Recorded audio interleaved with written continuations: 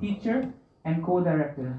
He is a co-director of Bhakti Life, a non-profit organization that teaches the practices of devotional services through interactive workshops, retreats, and online courses and counseling. He is best known in ISKCON for his recorded and live music, for his workshops, and on japa and forgiveness.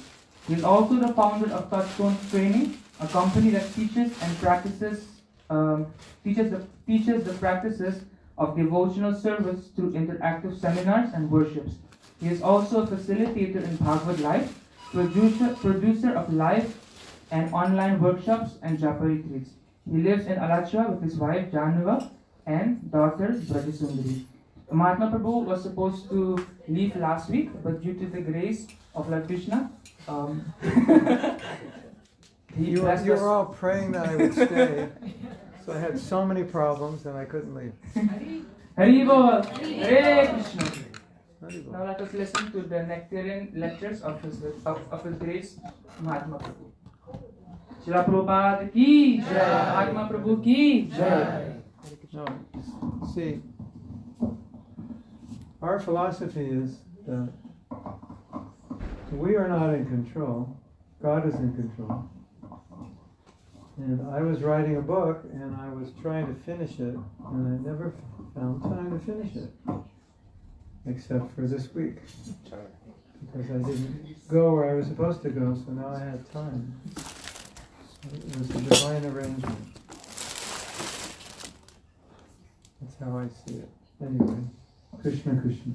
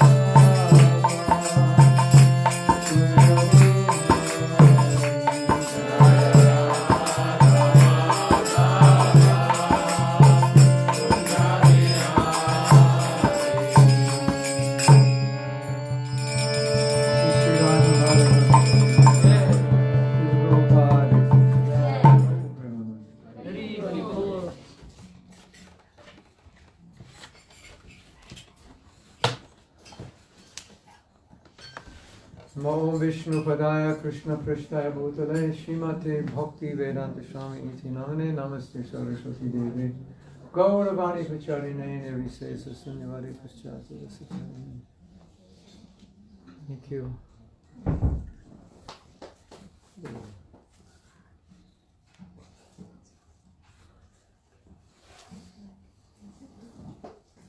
Hare Krishna.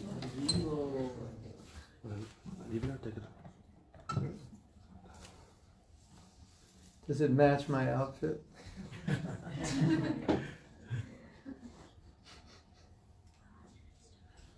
Srila Prabhupada ki jai. So, what do you want to talk about tonight? I have no pre-prepared plan. Last week we did questions, right? So, if you like, we can do questions. If you like, you could ask me to speak on a particular topic. We will just sit here in silence until beams of light come into our head. Maybe someone out there is also developing strong sadhana. Oh.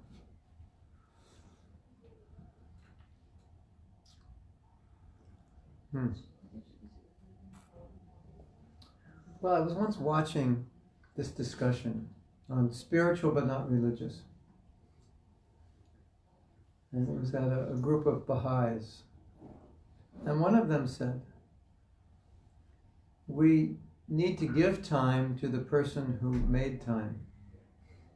Or you could say we need to give time back to the person who gave us time. Like so sadhana is a Sanskrit word, sadhana. And sadhana means practice, but in the sense we use it as a spiritual practice. Practices that purify you or elevate you or help you in some way in your spiritual life. You can have sadhana practice for an instrument or sport. And so he was using it in the sense that we have so many hours in a day, but most people will say, I don't have any time for spiritual practice, or I don't have time to meditate. It's like, well, the person who gave you the time gave you 24 hours. How much can you give back to him? I don't know, maybe on Sunday I'll find time. So we have to, part of having a spiritual practice is to flip your mind around a little bit and realize that the things that we think are so important may not be. And actually may even be bad for us. So that's one thought on sadhana. And just like with anything, if you don't practice it, you don't get good at it unless you're naturally born talented. But even if you are, you'll get better if you practice. So someone might say, I'm spiritual. Okay, that's good that you're spiritual. But to evolve that spirituality further, so it comes to a perfection, pure spirituality, purity, then there has to be some sadhana. Has to be some practice which will keep you going. I think most people, when they say I'm spiritual, we're probably by nature just kind of born that way, or they have strong spiritual inclinations. So, but to take advantage of those inclinations, to go further from where you left off in your last life, you need to practice, which is true of anything, right? Even if you're a child prodigy, you still do well to practice. You'll go further. Now, the interesting thing, and it's funny also, is that actually if you look at your life, we look at our lives, we're practicing, whatever we do is a practice. So let's say I have a bad temper, and every day I get upset. And every day when I'm in the car, I always yell at somebody who gets in my way, right? So what am I doing? I'm practicing a sadhana of anger. And as my life goes on, I get really good at it. So I start getting angry at people I shouldn't even get angry at because I have so much practice. Isn't it? Yeah. Isn't it true? So this is a big revelation if you think about it, because when you understand this, you understand that whatever you're doing becomes a practice for a habit. And then the habits, they say, you create a habit and the habit creates you. right? So when you have a habit, then the habit controls you basically. Like if you're addicted to something, first you try it, a drug or alcohol, you try it, then pretty soon has you under control. So that's what a habit does. But it works for you also if it's the right habit, right? Good habit, I have a habit of eating well or getting up early or exercising or meditating or chanting or studying, whatever. So those are good habits. But it's important to understand if we don't cultivate sadhana or spiritual practices, we're already cultivating so many things. And if it's not conscious, we may be cultivating things that are working against us, that are not good. Right? Isn't that interesting? And so that's an impetus to correct ourselves, I think. Knowing that if I continue in a certain way, it's going to become a habit. Some of us, or some of people you know, have problems that keep repeating. They go to Amsterdam, the problem came with them from Cologne. Then they go to, where are they going to go from here? Okay, they'll go to the UK. And then all of a sudden the same problem happens with somebody else. And then they go somewhere else. The same problem keeps happening with different people. And hello, you have a problem. It's not their problem, obviously. That's because we're continually doing the same thing. So it's creating the same problem. So sadhana is a spiritual practice to inculcate within us certain behaviors and awaken the right consciousness. And if we want to advance spiritually, we need this injection. And the reason we need it is because we're being injected all around us. I have a friend, and he works as a nurse. And people know he practices Krishna consciousness. So they say, well, when you chant Hare Krishna, what is it? He says, it's spiritual self-defense. And I really like that. So he explains, he says, look at the world today. So much is coming at us, isn't it? Propaganda, ideas.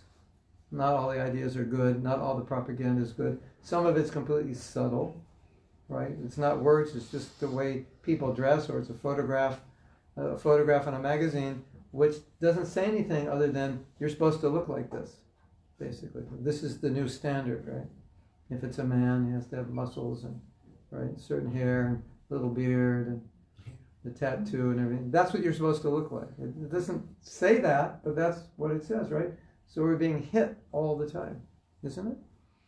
So sadhana is like an injection.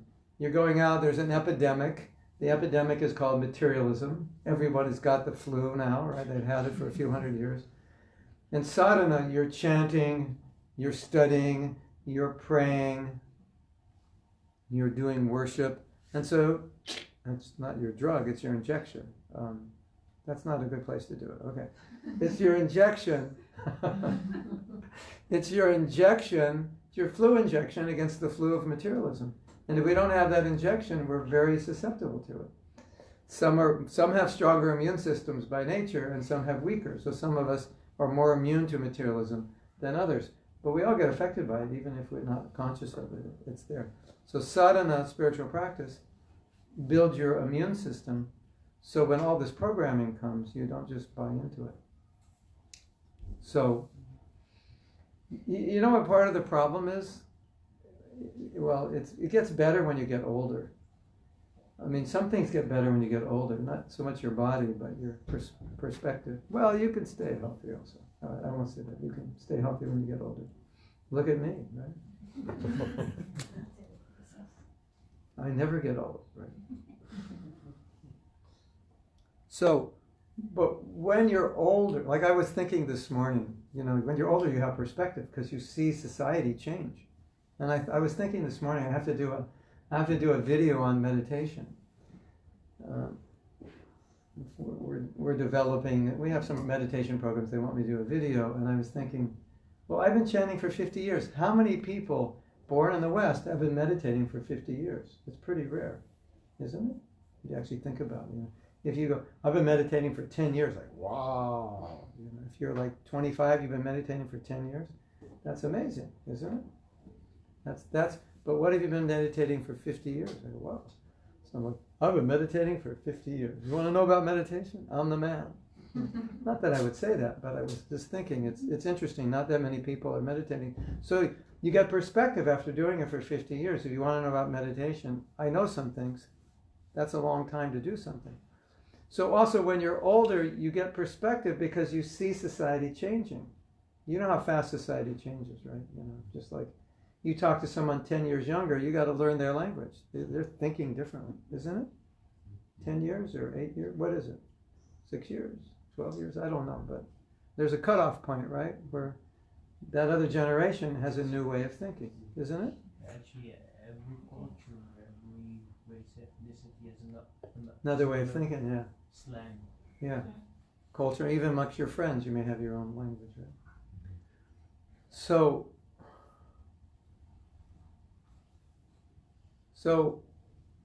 in seeing how societies change, when you live as long as I have, well, even if you haven't as long as I have, but you've seen enough changes, you really understand what it means to be programmed because people are so different.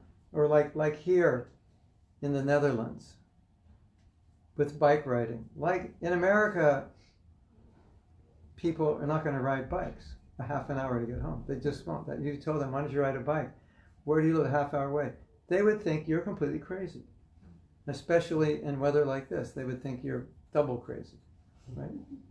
It's just not the culture. The culture is I grew up in Los Angeles, so it's not even, there's some buses, there's no trains, there's no subway or whatever you call that. What do you call the underground? There's none of that. So it's cars. I had a car when I was 16. That was like normal. You have a car when you're 16? Yeah, so did all my friends. That's how we got around. That's just normal. So when you see cultures change within the same culture, generations, you see how people think differently. So here, riding a bike, go home a half hour, 5 degrees, like whatever. That doesn't register on your radar. There's anything strange about that, right?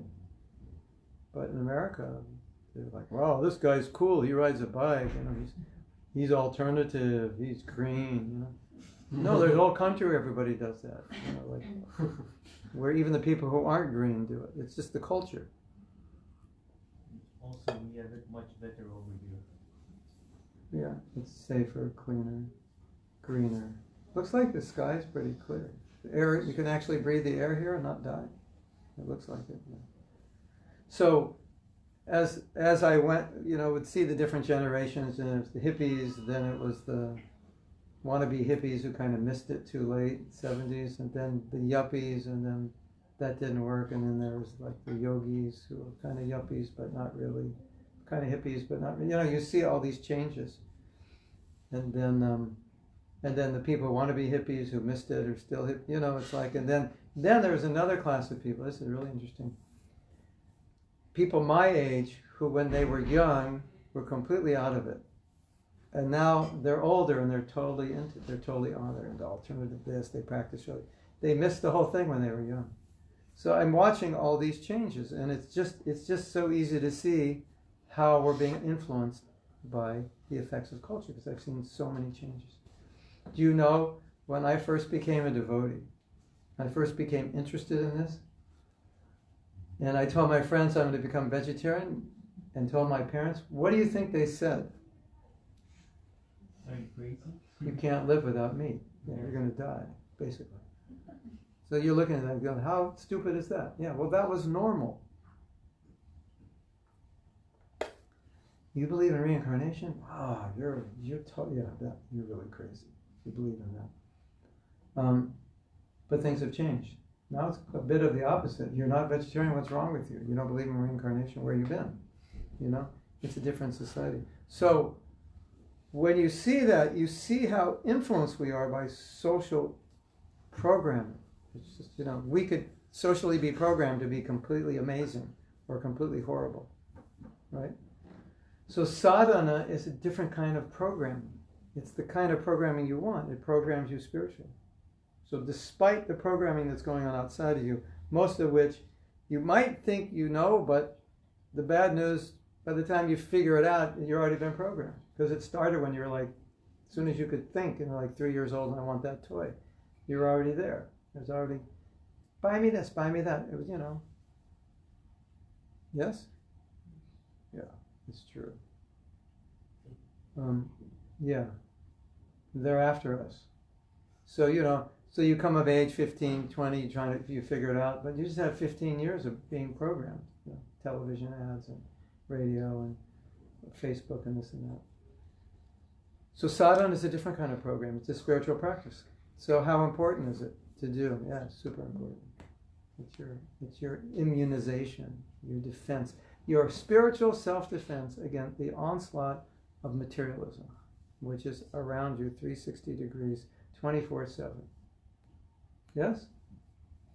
The problem is, a lot of us, because we practice spiritual life, we think, well, I'm not so effective. No, you are so effective, believe me.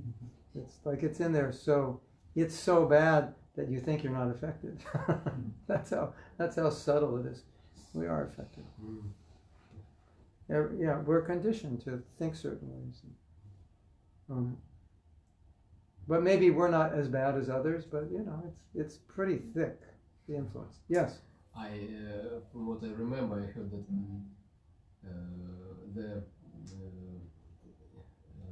the disciples of Srila Prabhupada, they were not afraid of Maya because they thought, oh, we are near Prabhupada, we don't have to be scared. But Prabhupada was afraid of Maya because he understood everything. The moral is you should never think your spiritual standing is secure. Yeah. You should always be a little careful. I mean, there's the other side of it, that if you're sincere and you have a good practice, you can be certain that you'll be successful. But part of being successful is being aware that you're weak. You have a weak side. The saying that the chain is only as strong as its weakest link. So you may be very strong in many ways, but there's some weakness. And if you don't take care of that weakness can destroy you. And you see, you have spiritual energy and you have material energy.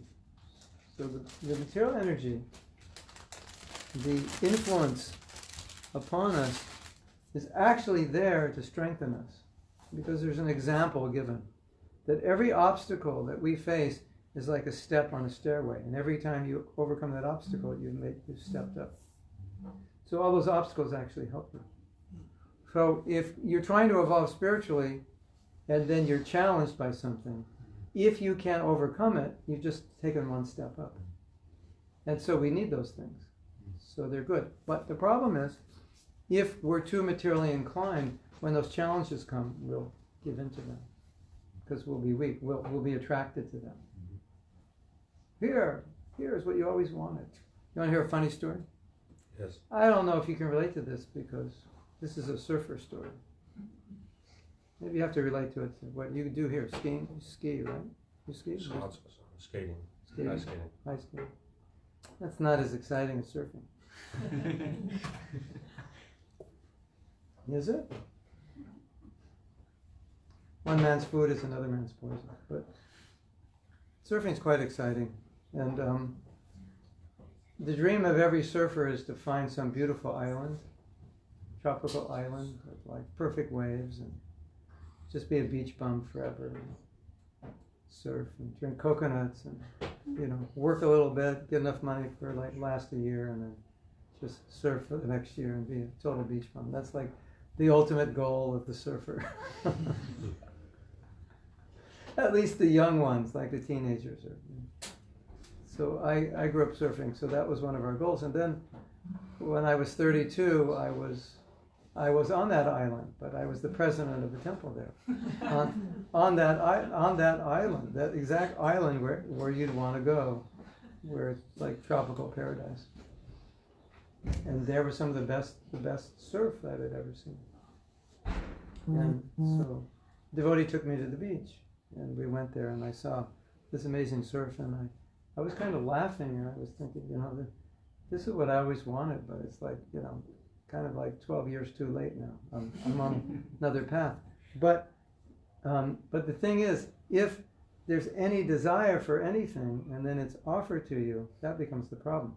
The problem is not that we're surrounded by things. The problem is that we want to interact with those things. So at that point, I was over it. You know, I could appreciate it, but I was like, okay, you know, I'm not doing this anymore. But it was actually what I wanted. And I was just sitting on the beach and I was laughing. And saying, Krishna, you were exactly 13 years too late, because I became a devotee 13 years ago. And now it's like, I'm over it. But if I wasn't over it, it would have been a challenge, because it was, you know, everything I always wanted was right there. So the external is not the problem. It's when we put out the bait to Maya, that's the problem. When we interact, we have the desire, then we can be affected. So nothing is a problem if you're detached, right? If you don't want it, it's, you know, if you're not hungry, you can bring me, you know, the most delicious food in the world. I go, yeah, it looks good, but I'm not hungry. But if I'm hungry, yeah, I'll overeat. So you could say sadhana, it's like a diet pill. You lose your appetite for material things by practicing it. So when they're there, it's like, I used to like it, but I'm not really hungry for it. And actually, in Sanskrit, they use that word, nirvriti tasha, upanyamanam, hunger or thirst for material things. So the attachment or desire for material things is compared to a hunger. And when you evolve spiritually, you lose your hunger. And that's what sadhana does for you. But without sadhana, even, you know, this problem, even you don't want it, you know, your head says no, but your heart says, I like it. So with sadhana, your head says no, your heart says no. Without sadhana, your head still may say no, but your heart says yes. And that's the problem. And then you go for it. And then after you do it, you say, why did I do that? I shouldn't have done that. And that's like the 10,000th time you chanted that mantra, right?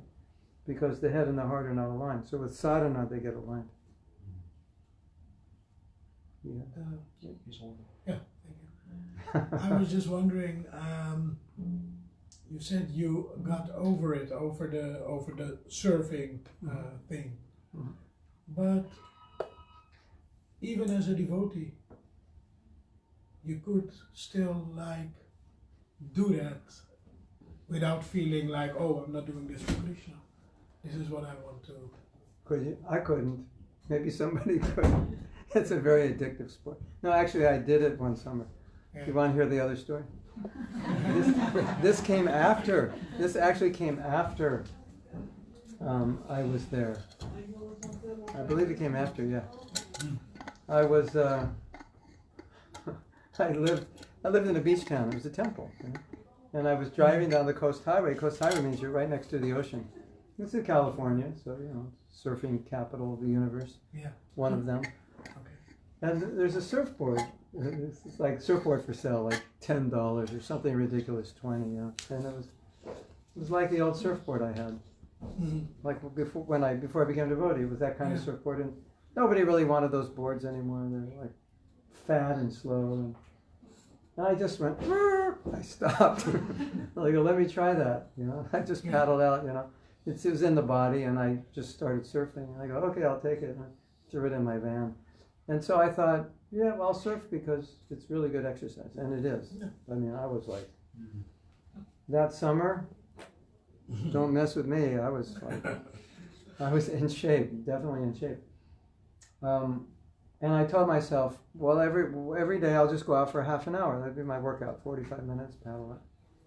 And the waves were good. It wasn't a half hour. It was an hour, hour and a half, 2 hours, 2.5. So I couldn't control it because it's an addictive sport. That's it. You can understand. It's like, I can't describe it, but it's an addiction. Mm-hmm. As in any addiction. So that was the last time I went surfing because I said, I can't control this, so it's too much fun. And I was supposed to be doing other service, like, you know, service, going out and meeting people. I was still in the ocean, so I was wasting time. So I said, all right. But I always say, if I lived on the beach, then probably I would, just as an exercise. Mm-hmm. But you have to control that. It's not easy. So sometimes we can control it, and sometimes we can't, and it controls us. And if we can't control it, we have to get away from it. But Yeah. Okay, your turn. Thank you. Mahatma Prabhu, I have a question. How to create and maintain the balance between your spiritual field of activity in your life and also material? Yeah. Because you just spoke about this hunger for some materialistic things. Yes. And I think it is impossible to live without this kind of desire, while being, I don't know, like a good living grihastha, let's say. Okay. Not like my puri grihastha. Let's look for, I think to answer the question, first, we have to define what we need. Because material, we're not saying anything material is bad in and of itself. What the connotation that I was saying is when we're working hard to get things we don't need. And then we're being entrapped by having either things or positions or so forth that really are destroying us and taking away our energy. So we all have to live, we need certain things, we have to live comfortably. So the balance is, where's that point where you're going in excess of what you need and it's having a detrimental effect on your spiritual life? It's taking more time, more energy. Your spiritual life is it's compromised because you don't have so much time and energy. So, Prabhupada was not really big on over endeavor materially. He would often say, according to your karma, you're going to get a certain amount of wealth. So you can work hard, and you won't get any more. Not that we shouldn't work and we shouldn't try, but he said, work 8 hours. Don't work 10, don't work 12, don't work 15, Don't try to accumulate more and more. It's not necessary. You'll get what you need. When you have what you need, live with that and be happy. So that's the balance. Because, the thing also that Prabhupada said was that maybe I'm trying to achieve something in this life, but he said, just recognize you already had it in many lives. We don't remember. In this life, I just really, really want to do this. And you probably did it 100 times in the last 100 lives. You just don't remember. So it's good to remember that. Otherwise, we're like a kid in a candy store. But the main principle is that you shouldn't do anything which is going to compromise your spiritual life. Obviously, you have to maintain your material life so you can live comfortably and peacefully, but not in a way you compromise your spiritual life. That would be a disaster. Yes? What if there's unnecessary things that you don't actually require or desire becomes your duties and you have to work for Supply. it? Yes, for your family. Potential for your family, maybe for, stuff happens and then you might be in some story and you're, let's say, working in a materialistic environment or overwhelms, it just becomes a bigger piece of a cake rather than a spiritual life. What to do then? Is that the question? Yeah. What do you do when the material overtakes you? Sit back and figure it out, how it happened, how you got there, and how you're going to get out. Because what we see is, if you're not careful, that's what happens. Because that's part of the program. We're like naturally like magnets. It's a magnetic attraction because it's programmed in there. It's programmed in there, but on top of that, we came in this world to be enjoyer and controller, right? So if you go to a mall right now and you see what's in the mall, and you go back 200 years, the first department store, did you know when the first department store was? 1850. So we're not even 200 years into it. We're 169? What is it? 1850? 1950? The famous Bijenkorf here in the Dam is 1870. Yeah. So I did some study on the history of materialism, and they say the first shopping, department store was 1850. And so before that, all this stuff from all over the place, all over the world, you couldn't get it because it wasn't being made and wasn't being transported. So,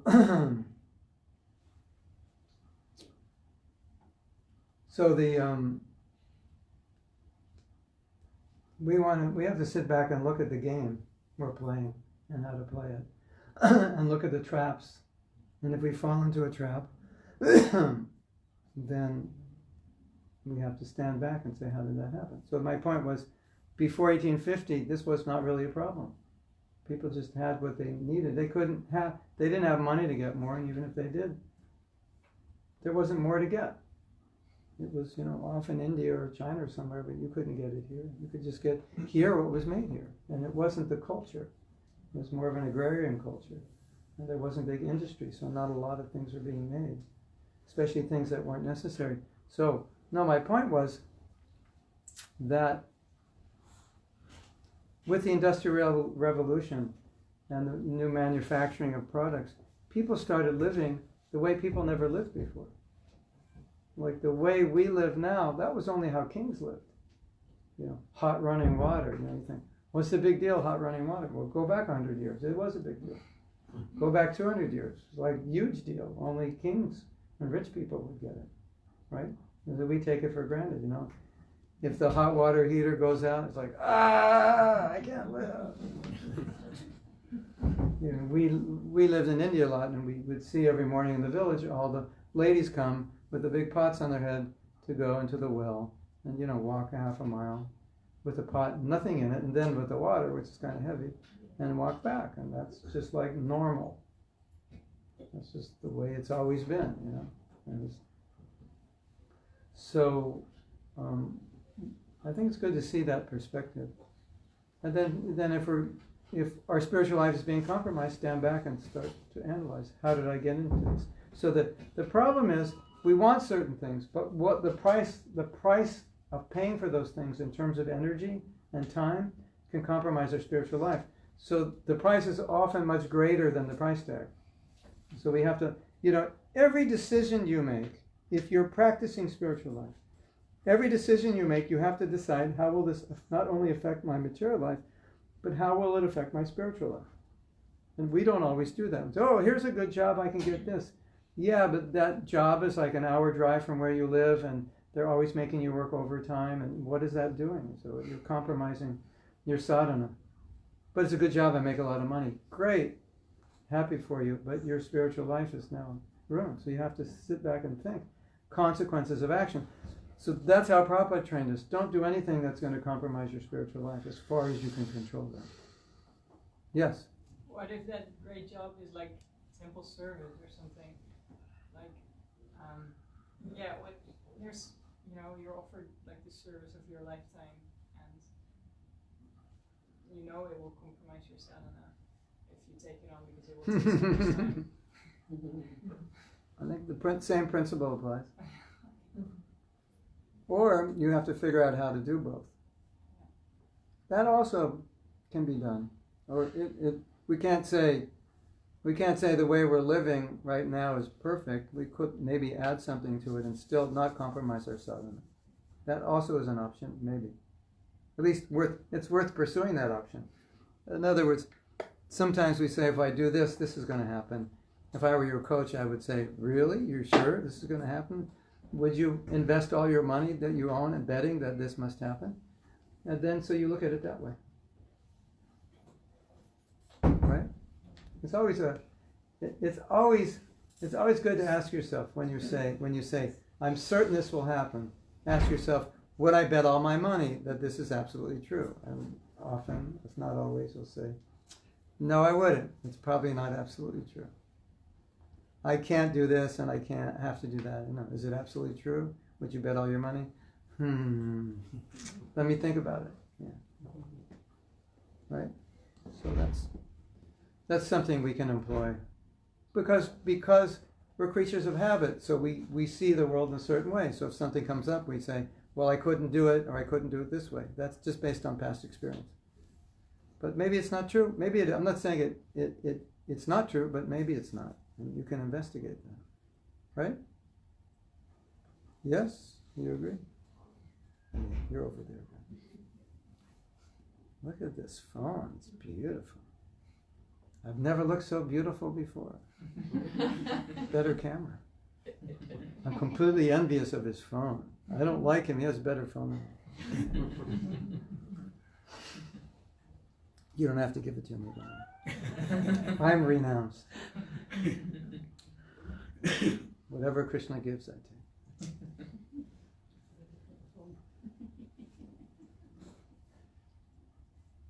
What else? Yes. Do we need Did that answer your question, or you want more? You want to ask more? Well, not completely, but I would say no. It means you're not satisfied. What are you not satisfied with? Well, It's not practical? yeah. I mean, Give me a practical example so I could address it. Well, why I asked this question, because it happened to me. I almost, to be really honest with you, Prabhu, and to them, I almost lost it.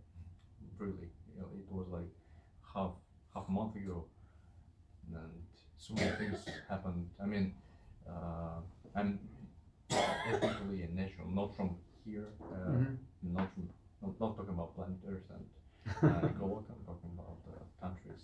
I mean, I'm studying here for 1 year, maybe a bit more than that, and the culture of local is much, like, very 100% different than the culture of mine before, and it just became, I guess, circumstances at one point just became too much. It just was too much. I've been and before how I maintain my balance, I was asking Krishna, like, is it okay to do this? Is it okay to do that? And sometimes I heard, like, maybe yes and maybe no, some signs. And that time I didn't get anything, like zero, no answer. Like call back later. Super soul is busy. Yes. Call back later. Yeah. So. You sure? You sure? So after the. Sure, you weren't busy. He was trying to get to you. No. I'm not sure. I might call the wrong number. But okay. The point is that now I'm actually scared to lose this spiritual something that I have, which is a tiny bit, I assume, and also the hunger for something like not hunger, but interest in something material. So I think I should invest in these two sides of my life equally. Yeah. Otherwise, if I put a little bit more weight on that scale, the other one will just. Yeah, exactly. I would say, at least, if this is the spiritual, 51, 49. Even equal is not good. You want a little. Because if it's equal, it easily can go down. At least. Well, maybe there's another way of looking at it, as I was saying before. Not necessarily 50-50, but nothing, I won't do anything here that's going to in any way affect this in a negative way. So maybe I can go up like this, but it doesn't have a negative effect. Then it would be okay. It's not 100, like 110%. It depends, as you advance, it will have less effect this side because you're stronger. But if you're weaker, you have to be very careful about this side because it may just be proportional. In that case, better be up a little bit. And be satisfied with something less material. That's, maybe you have material aspirations that have negative effects on your spiritual life, so you have to curb them. That's the instruction. That's the idea. Take it easy, but have good sadhana. If you have good sadhana, then the material will have less of an effect. So if say circumstantially, I have to do A, B, and C, but I feel that's going to affect my spiritual life, but I'm stronger spiritually, I could still do it. But if I'm weaker spiritually, I'm going to have to minimize something on this side. So those are the two ways to consider. What happened? Somebody? No. I think my question is a little contradictory to the discussion, but do we need to have these two in life, spiritual life and material life? Isn't it actually one life and then we just merge it in a way that Well, I mean, it's the same thing. I guess it depends how you want to describe it. For when we're describing material life, we're just talking about, maintaining ourselves, putting food on the table and so forth. Things we have to do. Yeah, that's it. The things we have to do to put food on the table. So for a devotee, he doesn't really distinguish material and spiritual, if that's what you mean, because it's all, I only eat for Krishna, I only sleep for Krishna, I only have a family for Krishna, yeah. So that's true. That's philosophy. We were talking more practically. Isn't that reality? If you just live your life for, because that's what you aspire for. Every material thing you just like, if you try to offer, then it becomes like spiritual. Yeah, but it's true. But you have to evolve to that consciousness. So it takes a while to be able to see everything. You know, like some people go to work and they get drained because they feel the material effect of it, because it's hard to see 24 hours a day that's all devotional service. If you can see it that way, yeah, that you don't have to distinguish material or spiritual. There won't be a difference. But most people can't do that effectively 24 hours a day.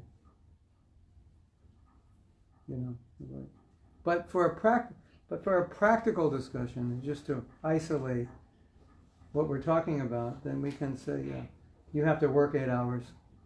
So, we would say material balance, material and spiritual. Well, I'm doing sadhana for 4, I'm doing work for 8.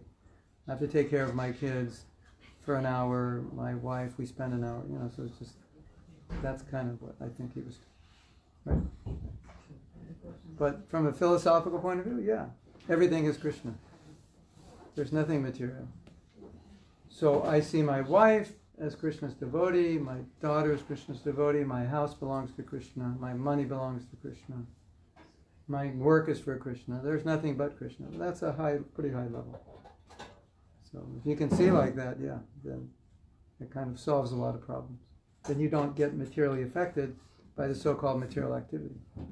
Isn't the problem the other side? If we try to keep it like, if we create a wall between these two lives, we'll never merge it because we always try to balance it.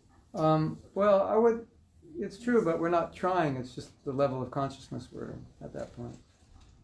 So you have to deal with the reality of your consciousness, and if that's how you see it, you should go anytime.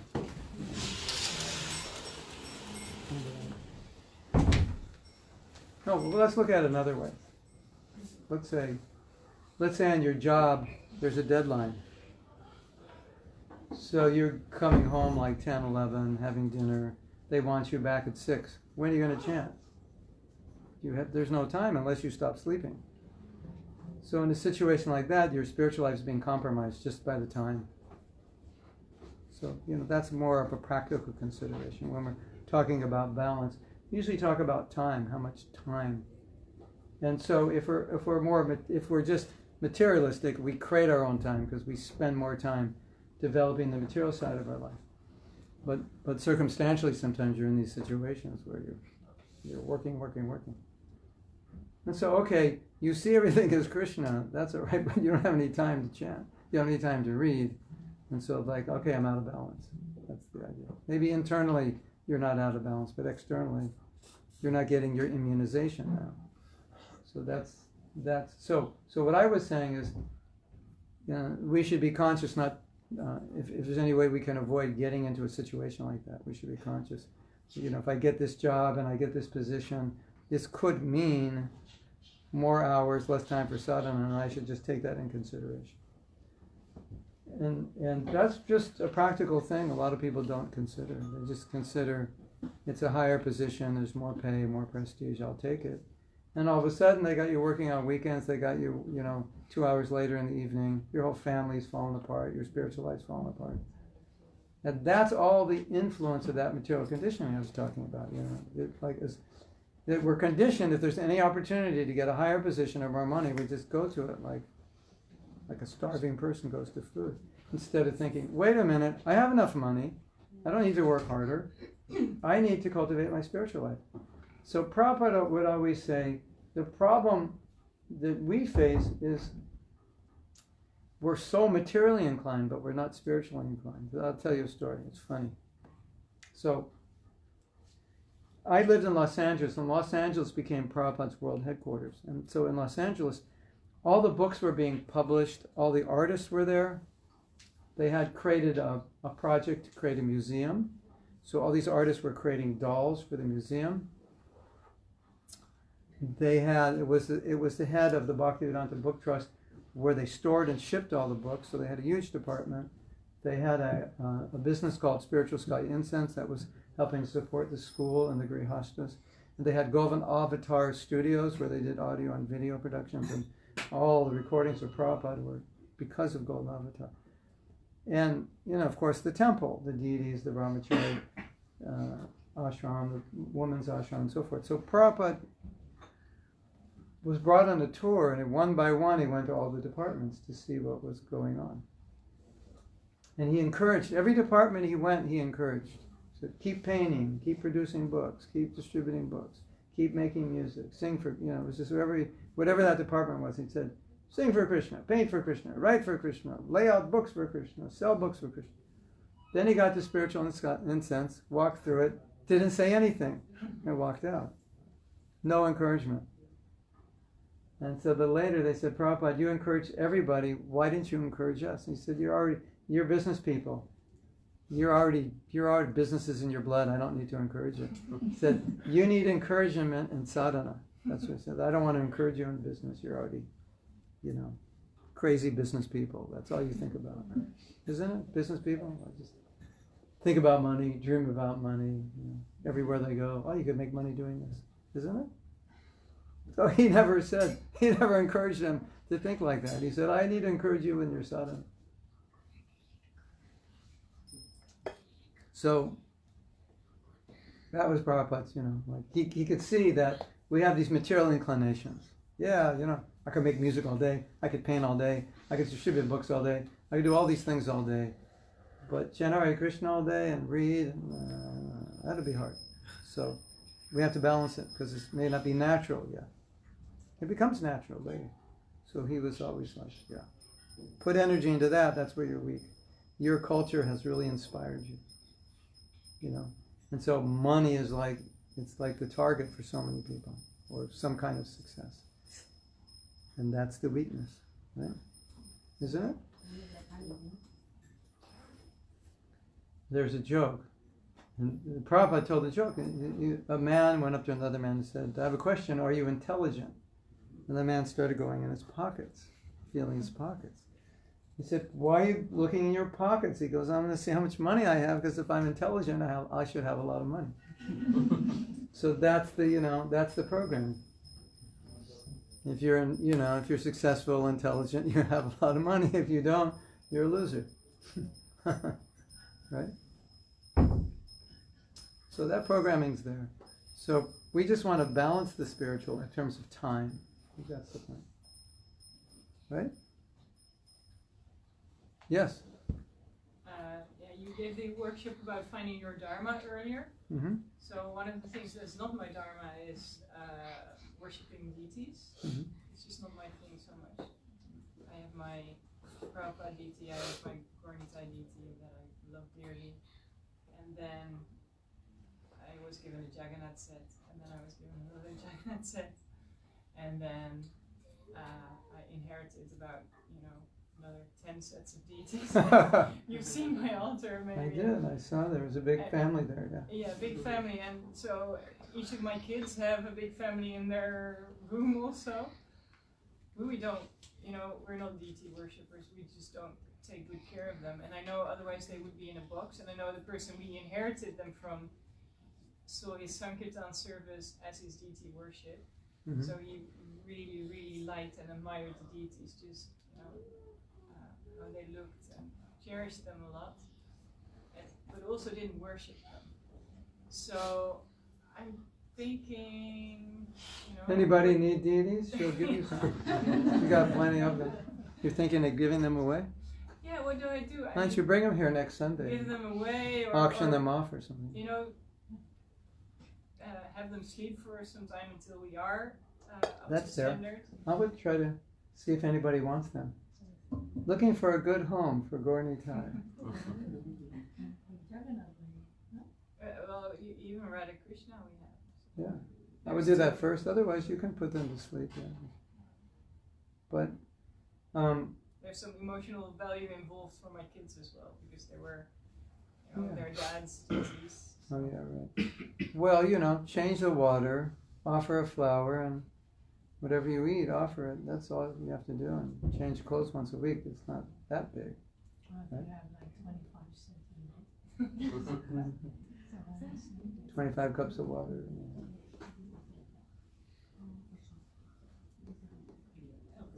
Well, maybe someone wants them, or you can put them to sleep. But put them to sleep's okay. If later on it's going to be different. If not, then give them to someone who can take care. Otherwise, they become like dolls, right? What do you call those? Like if you have a glass figurines. You have that word here? Figurine. Just a decoration. Yeah. There's also two tiny, like this big Govardhan Shilas. They're not actually Govardhan Shilas, you know. What are they? Well, they're Govardhan Shilas, obviously. But they came to my ex-husband because he was listening to a lecture on Govardhan, and he was just listening to the lecture and playing with his toes with two stones of Govardhan, and then he realized what he was doing, and he felt so upset. So he carried them with him for a long time, just as his way of making up. And now they're all on my altar. Oh yeah, definitely you should get someone to worship them or put them to sleep. Yeah. Oh, you don't want to worship them? Well, you're not initiated, right? I'm not initiated, no, and I don't, like I said, deity worship is not my favorite activity in Christian. But those are your family deities. Yeah, they are. So I would consider worshiping them if I were you. Yeah. I would consider chanting 16 rounds first. Yeah, all right. It's like even more priority. So. Yeah, well, those are good goals to work towards. 16 rounds, initiation, worship Govardhan. That could be part of your plan. As your kids get older, it'll be easier, right? You like that idea or not? Oh yeah, definitely. Oh, yeah, I love to, I'd love to do all these things. It's just I'm just so totally stuck in what I have to do. It'll get easier. It'll get easier. How old's your son? 8. Yeah, it'll get easier. Put a boy in a small apartment. Oh my God, what torture that is. Isn't it? The boys need to run around. But I think it's a good plan. And Krishna will help. And when the time is right, it'll manifest. You can get your son initiated with Gayatri if he's into it, and he can do the puja. Because he doesn't have to actually get initiated. He can just get the thread and do the puja. That's what they do in Mayapur. Yeah. The samskara, it's the samskara. So they can do, as a student, and they can do worship. Not traditional in ISKCON, but it might be interesting, if he's inclined. Something to think about. What else?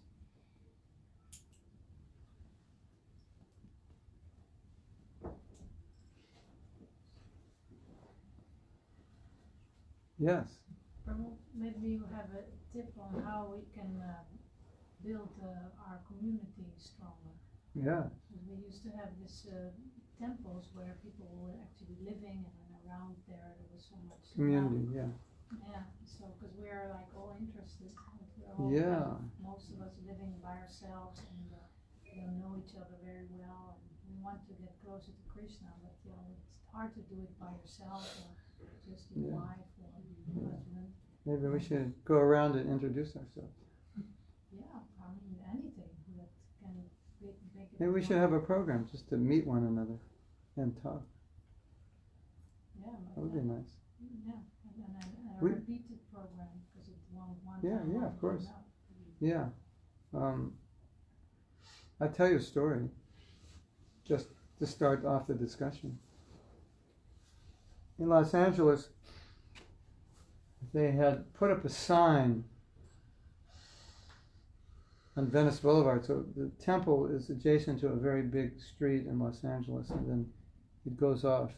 On the corner of the temple, is the parking lot, and then the temple's up a street, which is a small street, but on the corner where the parking lot is, it's the big street, and so they put a big sign up there. It was like 30,000 cars go by every day or something. So they told Prabhupada what was on the sign. It said Hare Krishna Community, Sunday Feast, this and that. And Prabhupada said, you should add to the sign, come join. And he didn't mean come join the Sunday Feast, he meant come join the temple, or come join the temple community. So, when Prabhupada was here, he was always join, move in or move close. He was creating communities because communities are important. So maybe that's not possible, but I thought I would tell the story just as a bit of information that he was very much into community. And if we can't live together, at least we can spend more time together. To me, what I like to see is a community in which we help one another rather than bring one another down. Or we help one another rather than compete. Or we help one another rather than try to push people down or prove that we're better or something like that. And so that might require some discussion and thinking, because human nature can be very bad sometimes, even if you're wearing tilak and beads. And you look the part, but you don't always feel or play the part. So what I have done with some temples that I've helped, I asked a question. What experience would you like to have? What experience do you think other people would like to have in the community? Not for visitors, but just say for devotees. What would be the experience you would like to have? We would all like to have. So then we write it down. We would like to feel like this, or be supported this way, or be able to have someone help me with this, or whatever it is that you feel that you'd want. And then you do the hard work of answering the next question. Well, how close are we? Or what are, this is the kind of community I'd like. Well, what kind of community do we actually have? And then write down what it's really like. And then third step is, how do we get from what it's like to where we want to be? Because, I think this is so simple, so obvious, but even though it's obvious, we don't maybe always talk about it. The culture that you create here in this community is creating itself if you don't try to create it. And it's going to be a combination of how we all are, the culture we come from, Krishna consciousness, and it's just going to kind of have a life of its own. And if the life of its own that it has is good, great, but often there are aspects of it we may not like, and then we have to try to create the kind of culture we want. And that's done by talking about it, having classes about what we want to create, telling stories about devotees who live the culture. And so it starts to become impregnated. I'll tell you a story. Can I tell a story? Is that allowed? Well, I was in India at Bhaktivedanta Hospital, and we were doing a course on forgiveness there. And because it's a hospital, a lot of the people in the course were the nurses and doctors, and we started the course at 10, and when I got there at 10, they said, actually, a lot of people are working, they won't get off for an hour and a half. And I said, okay, well, I don't want to start without them, but I'll give you some bonus discussion on forgiveness. So I started talking about forgiveness, nothing that was included in the workshop, but just some bonus ideas. And I told everybody, write down your issue of resentment, who you're trying to forgive, write it down on a piece of paper. And that anytime during the course you feel like you want to let it go, just come up, and we had a little basket, tear up your paper and put it in, and that signifies that I'm letting this issue go. Right? So keep in mind that this first hour and a half, the workshop actually hadn't begun. And after I gave that hour and a half lecture, I think almost everybody that was there, which must have been 35, tore their paper up. And the workshop hadn't even begun yet, and they already tore their paper. I was just appetizer. It's like you give someone appetizer, and like, oh, I'm full. It's like, how did that happen? And then I realized that Radha Swami, he always talks about forgiveness. He always talks about humility. He always talks about service. These are the topics. So they have that culture deeply programmed in their hearts, in their minds, in their blood system. So I just talked about forgiveness, and any issue they have, it's like, okay, let's let it go. So that's the value of talking, giving classes on the qualities you want to develop within the culture, within the community. So maybe you feel we need more appreciation, we need more forgiveness, more humility, whatever it is. We have too much blaming going on or competition or whatever. I'm not saying you do, but if you did, then you need to talk about that a lot. And it has to get in your blood so deeply that it just becomes the way we interact. And the beauty of that is that everyone who comes will interact that way. And the horror of that is everyone will act the way we act, whatever that is, however that is, because they'll think that's the way you're supposed to act. So if we're not acting in the best Krishna conscious way, it sends a message, well, I guess that's the way I'm supposed to act. So I think designing culture is really important. How you want your community to be, how you want the interactions to be, where the problems are. And start talking and having classes about it. Of course, meeting everyone, that's essential. Getting to know everyone, having programs where we meet one another.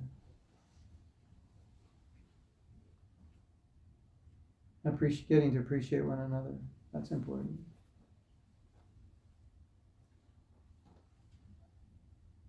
Yes? Related to this, actually my son had a question he wanted to ask you. And the question was, did you have any Krishna conscious friends before? And I guess what's behind that is that he doesn't. Before I was a devotee, did I have Krishna conscious friends? I guess. He probably thinks like when you were his age. Did I have Krishna conscious? There was no Krishna conscious movement, so I didn't have any yet. Not that Prabhupada didn't come till I was 15, but it helps, obviously. But I have a lot now.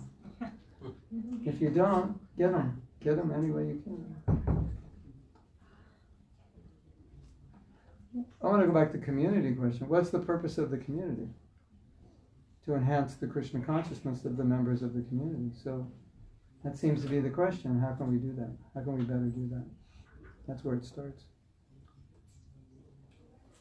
Yeah, but also, to have more of opportunities to meet each other. Yeah. So otherwise, it's always obviously, not that it's so easy or cheap, but to become Krishna conscious, that everybody knows. But that I was thinking of the 6 loving exchanges between devotees. It's described in the Upadeshamrita. To give prasadam, to receive prasadam, to give gifts, to receive gifts. So next Sunday, everyone's going to bring one gift, and you're going to find somebody to give it to. How's that? Practical. You want to do that? It's December. Everybody's, into gifts and things. Okay, we'll give you 2 weeks. You just have to remind someone to make the announcement. Next Sunday, everyone will bring a present to the Sunday feast, and they'll find somebody to give it to. That'd be nice. Everybody needs to get something then. Yeah. Otherwise it's not nice. I don't know how to organize that, but we could make an experiment and see. It could be anything. It could be a lollipop. It doesn't have to be expensive. You call them lollipops here? Lolly? Lolly.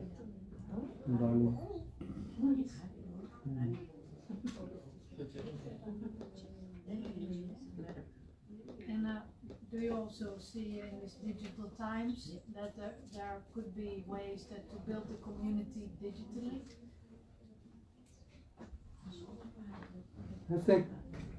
I think the original idea of bringing everyone together and saying how can bring everyone together to discuss how we can get closer together, build a better community, I think, then you would discuss these things, how you could do that. I think that's a great idea. Because if you don't do it, you're still going to have culture. It just may not be the one you want. Right. That's the problem. It's like a marriage, you know. People get married and think, okay, we're in love, everything's going to be good forever. And then down the road, they realize, no, you have to work on this. You know, it's just if I don't do anything, it's just going to go the way it goes, and maybe it's not the way I want it to go. So, right? So could these discussions also be like done through a Sunday feast, like you do it like now? Because people are used to come, and other times they may not come. Maybe after the Sunday feast, because you may have people here who aren't part of the community. I don't know if it would be appropriate. You could end the program earlier, or you could do it before the program, or something. It would be nice. Maybe after. Feed the guests first. We all stay in the temple, and then we have our meeting, and then we eat after. As soon as you serve prasadam, you're going to lose people.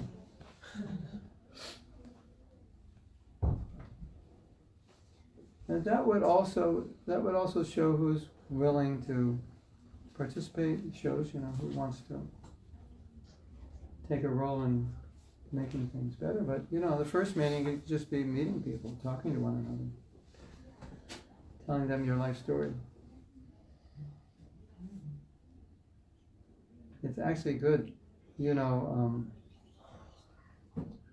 Sometimes you have no idea who people are. I was with one devotee, and I had no idea. He said he was from a wealthy family, and he used to get chauffeured to school every day in a Rolls Royce. It was just interesting information, because that's not ordinary.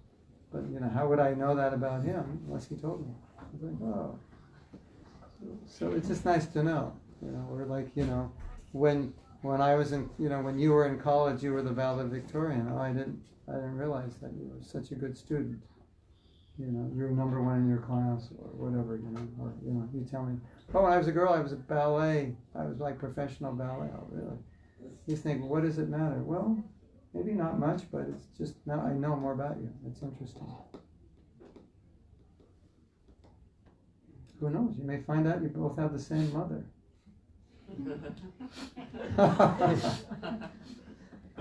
That would only happen in a Hollywood movie, but yes.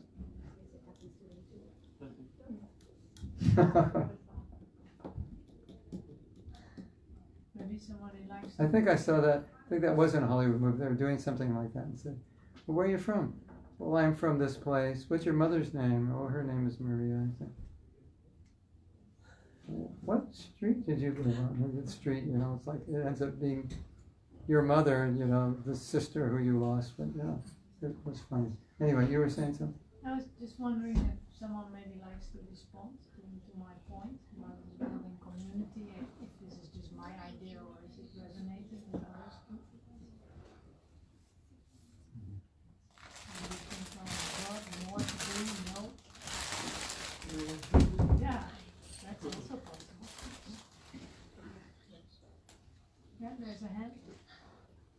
Maybe we can try to reuse we had experience in Ukraine. We gathered in the temple during Ekadashi.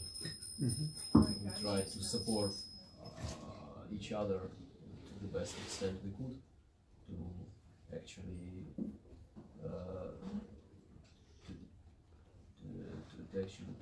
to have this, how to say, non-sleeping, during Ekadashi, how it's called.